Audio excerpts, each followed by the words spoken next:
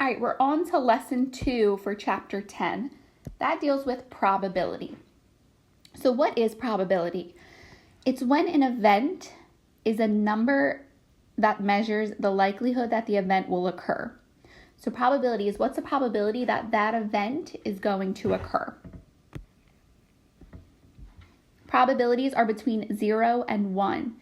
You'll see it'll be written either as, or you'll write it as a fraction, a decimal, some write it as a percentage. You can write it in any form.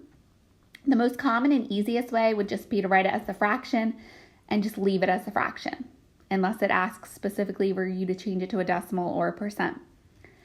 Now, how do we set up probability? So if we have the probability of an event happening, so like the probability of rolling an odd number, something like that, that would be an event, you would write the number of results or the number of outcomes that are possible over the total number of possible outcomes. So you would write it as a fraction. Now, from there, when we're comparing probability, they also ask us to describe the likelihood of an event happening. So when we describe likelihood, there's 5 words that we're going to use, and we're going to look at this scale or this diagram here that describes the likelihood of an event occurring. So first, impossible. That's when your probability is at 0, or there's a 0% chance of that happening. That would be, that event is most likely impossibly going to happen. Next, unlikely.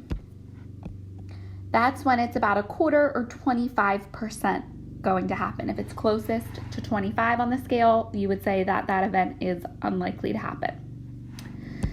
Next, we have equally likely to happen or not happen. Usually we say equally likely, you can shorten that. That's when it's about 50% or half. Okay, if it falls closest to 50% or a half, then we would describe it as equally likely. Next, likely is when it's about 3/4 or 75%. If it falls closest to that on the scale, we describe it as likely. And lastly, certain, that's when it's closest to 100% or 1/2, and we're almost positively certain that event will happen. So that's how we would describe it. So this diagram right here, you're going to need to know those 5 words and know how to describe the likelihood. And you'll have to use the probability in order to compare it. Okay, let's keep moving. And again, just a reminder real quick, probability, it can be written as fractions, decimals, or percents, and you'll see on the scale it has all 3, fraction, decimal, percent. So however you prefer to write it, I will take and will be fine. So let's take a look at this first example. Looking in that blue cloud right in front of us. There is an 80% chance of thunderstorms tomorrow. Describe the likelihood of this event. So 80% chance, that's the probability. So looking on our scale, where does 80% fall? I'd say it falls between 75 and 100. Well, what's it closer to, 75 or 100? Well, it's only 5 away from 75, whereas it's 20 away from 100. So we would describe this as likely to happen. So you look on your scale where it's the closest to, and you use that word to describe it. All right, let's do some probability problems. You roll a 6-sided die. What's the probability of rolling an odd number? So a normal number cube or die has 6 sides. We discussed this in the last lesson. It has the numbers 1 through 6. So what's the probability of rolling an odd number? So how many numbers on your number cube or die are odd? Well, we have 1, 3, and 5. That's 3 numbers out of how many total numbers or total outcomes are there on that die? There are 6, the numbers 1 through 6. So the probability of rolling an odd would be a 1/2 or 50% probability. That's it. You can keep it as a fraction. If you wanted to change it to a percent, go for it. Not necessary though.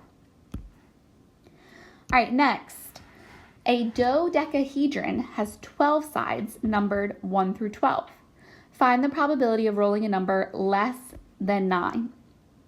So numbers less than 9, we have the numbers 1 through 8. That's 8 numbers that are less than 9. So again, your probability would be 8 out of how many total outcomes are there on that die?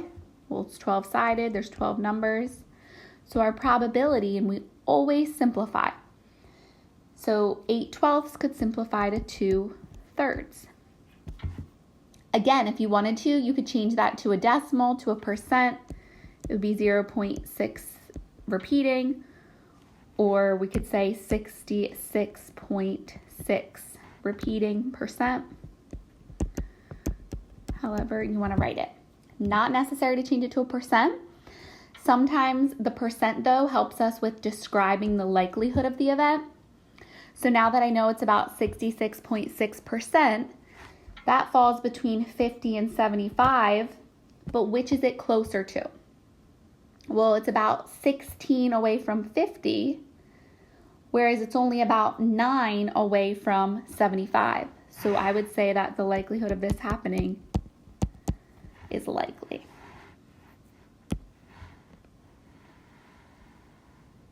Let's keep going. The probability that you randomly draw a short straw from a group of 40 straws is 3 out of 20.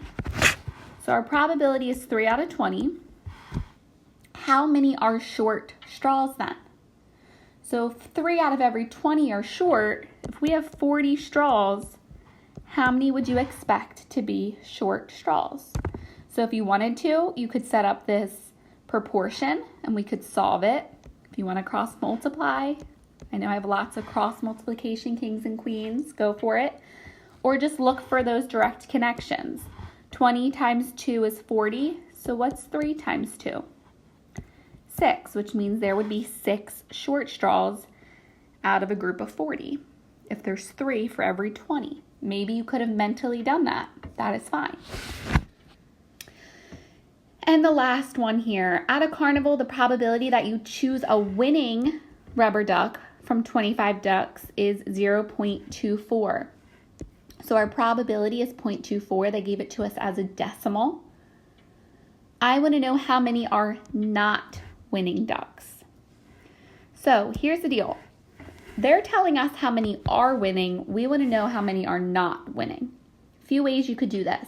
One way is I would figure out, well, how many are winning, and then take that away to find the not winning. So let's set that up. Now, what I would do is I would change this decimal to a fraction. It is 24 out of 100. I wouldn't even simplify it. You don't have to here. You could, but you don't, not necessary. So if I have a total of 25 ducks, how many of them would be winning? So again, I set up a proportion. I know that 100 divided by 4 is 25. So what is 24 divided by 4? That would be 6. But there would be 6 winning ducks. How many are not winning? Again, there were 25 ducks. So what's 25 minus 6? That would give us 19 are not winning ducks. And that's it. That's our second lesson of the chapter.